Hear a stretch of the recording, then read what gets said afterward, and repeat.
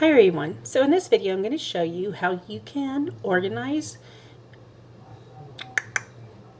Hi everyone. In this video I'm going to show you how you can organize your portal with folders and create your own apps to links that you use frequently. I've already scrolled down here to the bottom of my portal and I'm just going to right click and select add a folder. And I'm going to call this folder Library Resources. And if I so choose, I can give it a color, made it pink, and I'm going to select Create. So now right here you can see I have this folder called Library Resources. Now I'm going to use this to organize all of the apps or links that are library related. I want to put them in that folder. So here I am on the Digital Resources, and I'm going to just select Add to Folder. And I'm going to scroll down to Library Resources.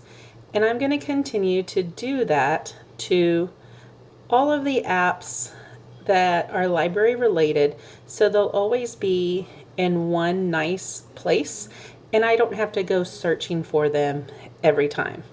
Now if you notice, I have up here some different folders. I have Team Resources, Instructional Systems, Student Apps, Communication, Utilities. There's no one way to organize folders. It's whatever works best for you.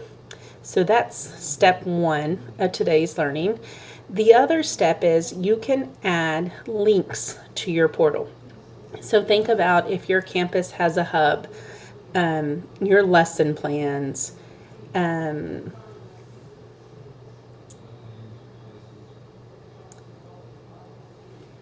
my You Can Book Me link. In case you're always wondering how to find the link to my You Can Book Me, you can add it to the portal and always have easy access to it. Now I'm just going to show you, I have a campus roster that I've created. It's a Google Sheet that has all of the teacher names on it for each one of my campuses.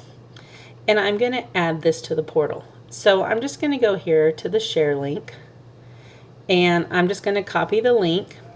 The access doesn't matter because this is only for me, and because it's on my portal, I'm the only one who'll be able to access it. I'm going to go back up here to my portal. I'm going to right click and I'm going to select Add App. Now I'm going to give this app a name. I'm going to call this Campus Rosters 2024, 2025. I'm going to paste my URL right here. And it's going to ask me to select an icon. I can't add any icons, but I can search the icons that are already there and find one that meets my needs. So I'm going to select icon. And let's see, I'm going to look for a schoolhouse. And this works for me. So I'm going to go ahead. I selected it. There we are, and I'm going to just scroll down to the bottom and select Add App. And so now I have Campus Rosters right here. Now I can take this one step further and I can go ahead and move this to the top so I can easily access it whenever I need it. And just like that, it's shifted my apps all around and now I have easy access. Now, I do want to point out, let's say you create a shortcut, or I do want to point out that you can edit apps and folders. If I right click here on Library Resources, I can edit the folder name, give it a different color, give it a name, and any apps that I add or links, I can also edit them. So this Elementary Social Studies was one that I added. I can right click on that. And I can edit this app, give it a different name, change the icon, whatever works for me. So just wanted to share, these are just a couple of resources. I just wanted to share this because I think this is something that everyone needs to know.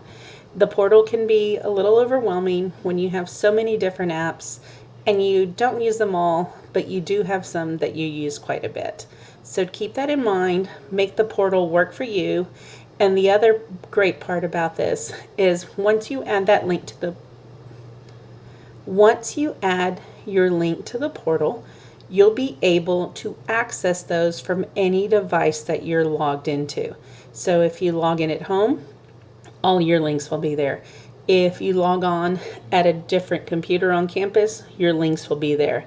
As opposed to if you favorite those items or you save them to your desktop, if you're not on that device, you won't be able to access them. And one last thing, if you weren't aware about this, you can also use this search feature to search for apps on the portal. So if I was looking for Connect Hub and I couldn't find it, and that's one of my resources as a coach, I could search for it and it would automatically open Connect Hub just like that. So hopefully you enjoyed this tip, and if you have any questions, let me know how I can support you.